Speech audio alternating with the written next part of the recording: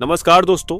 2020 में जब देश भर में कोरोना ने पैर पसारना शुरू किया था, तभी उत्तर प्रदेश की राजधानी लखनऊ के वीवीआईपी इलाके में एक ऐसी घटना घटी थी जिसने लखनऊ से लेकर दिल्ली तक तहलका मचा दिया था। मामला डबल मर्डर का था और यह मर्डर मुख्यमंत्री योगी आदित्यनाथ के ऑफिस से महज चंद कदम की दूरी पर स्थित रेलवे के एक बड़े अधिकारी के बंगले में हुआ था। मामला इतना वीआईपी था कि महज 3 से 4 घंटे के अंदर ही पुलिस ने केस को सॉल्व कर लिया था। इसके बावजूद केस मिस्ट्री बना रहा और आगे यह केस बाप बेटी के पवित्र रिश्ते को शर्मसार कर देने की हद तक पहुंच गया। तो आखिर क्या है इस केस की पूरी कहानी? हत्या किसकी हुई थी, हत्या किसने की थी और आगे इस केस में क्या कुछ हुआ? चलिए जानते सब कुछ सिलसिलेवार तरीके से। इस वीडियो में आगे इस केस में बाप बेटी के बारे में जो बातें सामने आई थी उसे सुनकर यकीनन आप दंग रह जाएंगे। उससे पहले अगर आपने अब तक क्रिमिनल फाइल्स चैनल को सब्सक्राइब नहीं किया है तो जल्दी से चैनल को सब्सक्राइब कर बेल आइकन जरूर दबा लीजिए। दोस्तों, जैसा कि हमने बताया, यह कहानी उत्तर प्रदेश की राजधानी लखनऊ के पौष इलाके गौतमपल्ली पुलिस स्टेशन के विवेकानंद मार्ग स्थित बंगला नंबर 9 की है।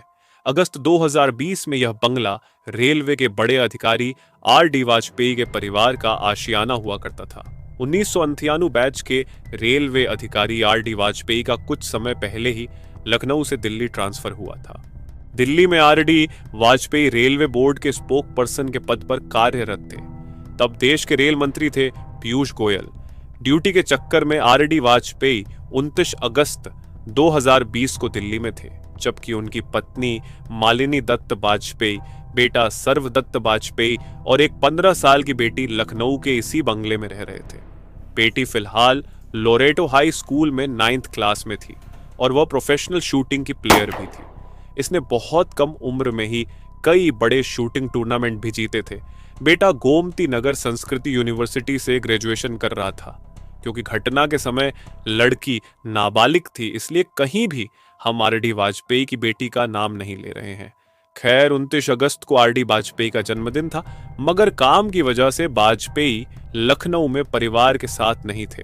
इसलिए वाजपेयी की पत्नी और बेटा फैसला करते हैं कि उनका बर्थडे घर पर ही मनाएंगे और वाजपेयी शाम में उस प्रोग्राम में वीडियो कॉल के माध्यम से शामिल होंगे। सब कुछ प्लान करने के बाद दोपहर के समय मालिनी और सर्वदत्त कमरे में आराम करने के लिए चले जाते हैं, जबकि उनकी बेटी भी अपने कमरे में चली जाती है। दोपहर के लगभग 3 बज रहे थे। आर.डी. वाजपेयी के साथ ससुर यानी मालिनी के माता पिता मालिनी के सरकारी बंगले से लगभग 5 किलोमीटर की दूरी पर गोमती नगर इलाके में रहते थे। लगभग 3 बजे शाम को आर.डी. वाजपेयी की बेटी घबराई आवाज में अपनी नानी को फोन करती है और उनसे कहती है कि मैं भाई और मां को उठाने की कोशिश कर रही हूं, मगर वह उठ नहीं रहे हैं। उनकी हालत कुछ ठीक नहीं लग रही है। जितनी जल्दी हो आप एम्बुलेंस लेकर यहां आ जाओ। इतना कहने के बाद वह लड़की फोन पर ही जोर जोर से रोने लगती है।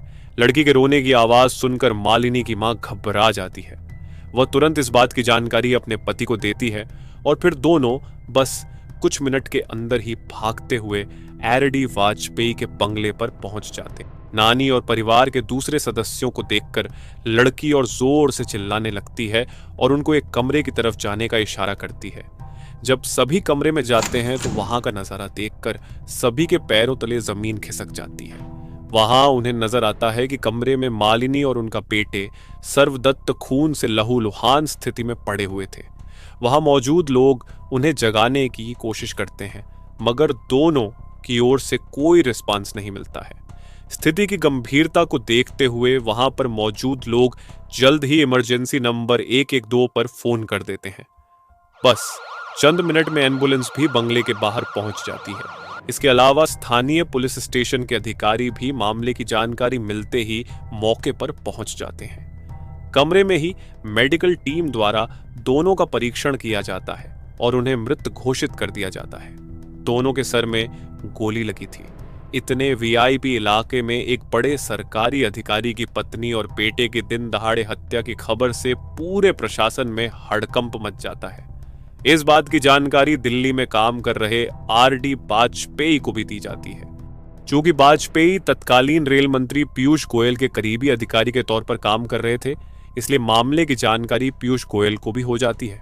तुरंत पीयूष गोयल यूपी के मुख्यमंत्री योगी आदित्यनाथ को भी फोन करके मामले की जानकारी देते हैं और उनसे मामले में तुरंत आवश्यक कार्यवाही करने का अनुरोध करते हैं। क्योंकि अब इस मामले में दिल्ली और लखनऊ भी हो चुका था, इसलिए राज्य के आला पुलिस अधिकारी मौके पर पहुंचना शुरू हो जाते हैं। सबसे पहले डीजीपी एचसी अवस्थी मौके पर पहुंचते हैं और अपनी जांच शुरू कर देते हैं। घटना के समय इस घर में इन तीनों मां, बेटे और बेटी के अलावा एक नौकर भी था। पहले शक नौकर पर जाता है कि कहीं नौकर ने तो कुछ गलत नहीं किया है, मगर शुरुआती कुछ ही देर की जांच के बाद नौकर शक के दायरे से बाहर हो जाता है।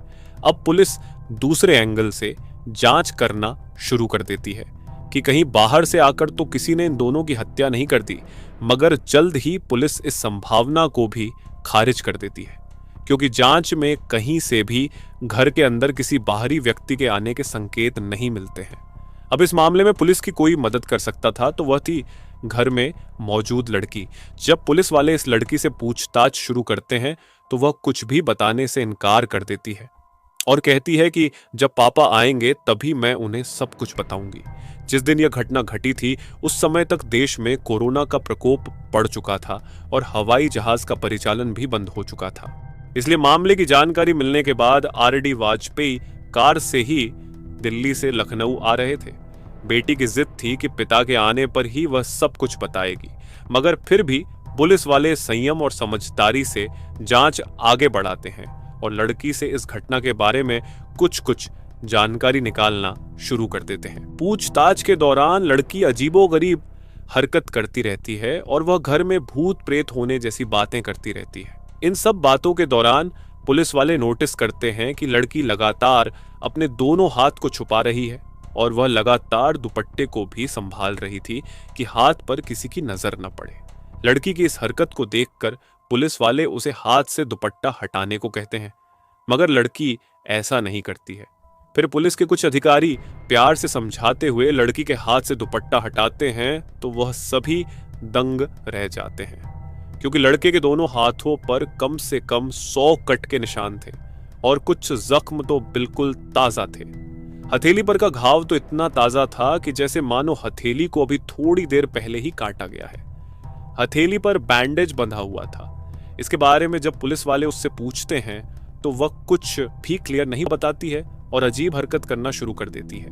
इस बीच जब पुलिस वाले लड़की के कमरे की तलाशी लेते हैं तो कमरे में कुछ अजीब सी भूत प्रेत वाली किताबें मिलती हैं। बाथरूम के मिरर पर डिस्क्वालिफाइड ह्यूमन लिखा हुआ मिलता है और इसके बीचों बीच भी एक गोली दागी हुई मिलती है। घर में लड़की की लाइसेंसी बंदूक भी मिलती है। लड़की प्रोफेशनल शूटिंग प्लेयर थी, इसलिए उसे बंदूक का लाइसेंस मिल चुका था। उसी लाइसेंसी बंदूक से 3 गोली फायर की गई थी। घटना वाले समय भी घर में 3 ही गोली चलने के सबूत मिलते हैं। एक गोली सर्वदत्त के सर में मारी गई थी, दूसरी गोली मालिनी के सर में मारी गई थी, जबकि एक गोली बाथरूम के शीशे पर डिस्क्वालिफाइड ह्यूमन लिखकर उसके बीचों बीच चलाई गई थी। पुलिस को शुरुआती जांच में ही संकेत मिलने लगते हैं कि यह दोनों हत्याएं किसी और ने नहीं बल्कि इस लड़की ने ही की है। फिर भी पुलिस वाले आरडी वाजपेयी के लखनऊ पहुंचने का इंतजार करने लगते हैं। जब आरडी वाजपेयी लखनऊ पहुंचते हैं तो उनकी बेटी उनसे लिपट कर रोने लगती है और फिर उनसे कहना शुरू करती है कि यह जो कुछ भी हुआ है वह भूत ने किया है, इसमें उसकी कोई गलती नहीं है। लड़की लगातार इधर उधर की बातें करके पुलिस को गुमराह करती रहती है, मगर जब पुलिस वाले थोड़ी सी शक्ति दिखाते हैं तो तुरंत लड़की अपनी माँ और भाई की हत्या की बात कबूल कर लेती है। साथ ही वह कहती है कि घर में एक भूत है जिसने उसे इन दोनों को मारने के लिए कहा था। पूछताछ में लड़की ये भी कहती है कि मैं उस भूत के बारे में पिछले काफी समय से अपनी माँ और भाई को बताया करती थी, मगर उन लोगों को भूत के होने का यकीन ही नहीं होता था।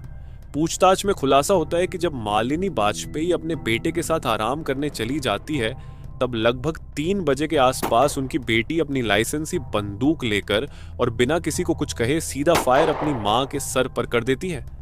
क्योंकि लड़की ऑलरेडी प्रोफेशनल शूटिंग प्लेयर थी, इसलिए उसका निशाना बिल्कुल भी नहीं चूकता है और गोली सीधे उसकी मां के सर के बीच जाकर लगती है, जिससे उन्हें उफ तक करने का मौका नहीं मिलता है और वह वहीं पर मर जाती है। लड़की का भाई पास में ही आराम कर रहा था। वह कुछ समझ पाता उससे पहले ही लड़की उसके सर में भी गोली मार देती है और वह भी वहीं पर ढेर हो जाता है। दोनों को गोली मारने के बाद वह पास में ही रखी हुई एक बेडशीट इन दोनों के शरीर पर डाल देती है। फिर वह अपनी नानी को फोन करके कहानी बनाना शुरू कर देती है। घटना के लगभग 4 घंटों के बाद ही पुलिस वाले खुलासा कर देते हैं कि रेलवे अधिकारी आरडी वाजपेयी की पत्नी और बेटे की हत्या किसी और ने नहीं बल्कि उनकी ही नाबालिग बेटी ने की है। हालांकि पुलिस वाले साथ में यह भी बताते हैं कि लड़की की स्थिति से पता चलता है कि वह गहरे डिप्रेशन में है और उसकी दिमागी हालत ठीक नहीं है। उसने डिप्रेशन की हालत में ही अपनी मां और भाई की हत्या कर दी है। पुलिस यह भी बताती है कि लड़की की दिमागी हालत इतनी ज्यादा खराब है कि पिछले कई दिनों से वह खुद को ही चोटिल कर रही है। पुलिस लड़की के पास से एक ब्लेड और रेजर भी बरामद करती है जिससे वह अपना हाथ काटा करती थी। इस मामले में ट्विस्ट तब आ जाता है जब आरडी वाजपेयी पुलिस के सामने अपना बयान दर्ज करवाते हैं। वह अपने बयान में अपनी बेटी को अपने पत्नी और बेटे का कातिल मानने से मना कर देते हैं और वह दावा करते हैं कि उनकी बेटी ने यह हत्याएं नहीं की हैं, बल्कि घर में किसी बाहरी व्यक्ति ने घुसकर यह सब कुछ किया है। इसलिए वह हत्या का आरोप अज्ञात पर लगाते हुए एफआईआर दर्ज करवाते हैं। इस बीच घर में मौजूद दोनों लाश को अपने कब्जे में लेकर पुलिस वाले पोस्टमार्टम के लिए भेज देते हैं और फिर पोस्टमार्टम के बाद दोनों का अंतिम संस्कार भी करवा दिया जाता है। लड़की की हालत तब तक इतनी ज्यादा खराब हो जाती है कि वह अपनी मां और भाई के अंतिम संस्कार में भी शामिल नहीं होती है और वह अपनी नानी के साथ उनके घर पर रहती है। अंतिम संस्कार के बाद पुलिस वाले अपनी जांच आगे बढ़ाते हैं। लड़की के बयान तथा सबूतों के आधार पर लड़की को अपनी हिरासत में ले लेते हैं। आगे लड़की को 14 दिन की पुलिस कस्टडी में भेज दिया जाता है। पुलिस कस्टडी में सबसे पहले लड़की का मेडिकल एग्जामिनेशन किया जाता है जहां उसे डिप्रेस्ड करार दिया जाता है। फिर लड़की को जुवेनाइल कोर्ट में पेश किया जाता है।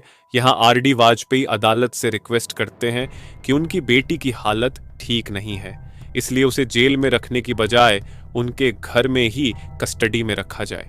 कोर्ट आरडी वाजपेयी की इस रिक्वेस्ट को मान लेता है और फिर लड़की को उसके घर में ही कस्टडी में रखा जाता है। साथ ही सिविल ड्रेस में पुलिस वाले उसके घर पर तैनात कर दिए जाते हैं। आगे इस मामले में पुलिस बहुत कुछ नहीं कर पाती है क्योंकि लड़की दिमागी तौर पर बीमार पाई जाती है। उसका इलाज साइकेट्रिस्ट द्वारा किंग जॉर्ज मेडिकल कॉलेज में शुरू होता है। आगे इस केस में लड़की के खिलाफ बहुत कुछ नहीं होता है। जल्द ही उसे अदालत द्वारा बेल भी मिल जाती है और फिर कुछ महीने बाद लड़की अपने पिता के साथ दिल्ली में ही रहने चली जाती है।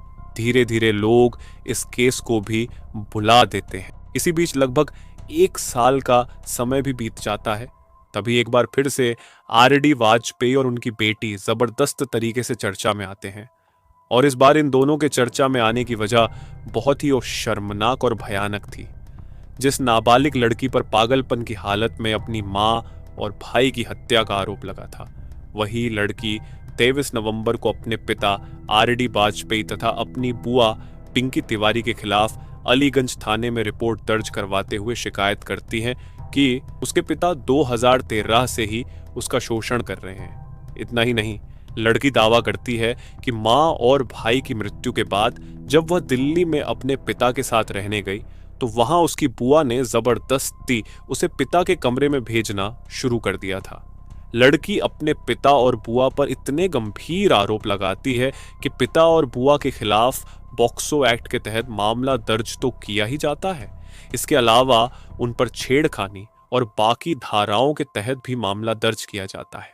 चूंकि बेटी ने अपने पिता और बुआ के खिलाफ मामला दर्ज करवाया था, इसलिए मामला दर्ज होने के बाद ये दोनों आरोपी स्थानीय अदालत में जाकर अरेस्ट स्टे ले लेते हैं, यानी पुलिस उन्हें चाहकर भी गिरफ्तार नहीं कर सकती है। अब इस केस की मौजूदा स्थिति की बात करें तो अदालत में साबित हो गया कि लड़की ने डिप्रेशन में आकर ही अपनी मां और भाई की हत्या की थी, इसलिए उसके खिलाफ कोई भी कठोर कार्यवाही नहीं की गई और मामला आज भी अदालतों की फाइलों में पड़ा हुआ है। वहीं लड़की ने जो आरोप अपने पिता और बुआ पर लगाया था, उस मामले में दोनों को आरोपी बनाते हुए पुलिस 2022 में चार्जशीट फाइल कर देती है। फिलहाल ये मामला भी अदालत में चल रहा है। दोस्तों, ये पूरी कहानी जानने के बाद आप क्या कहना चाहेंगे कमेंट बॉक्स में जरूर बताएं। अगर आपको हमारी मेहनत पसंद आई हो तो वीडियो को लाइक और शेयर जरूर करें। अगर आपने अब तक इस चैनल को सब्सक्राइब नहीं किया है तो चैनल को सब्सक्राइब करने के बाद बेल आइकन जरूर दबा लें।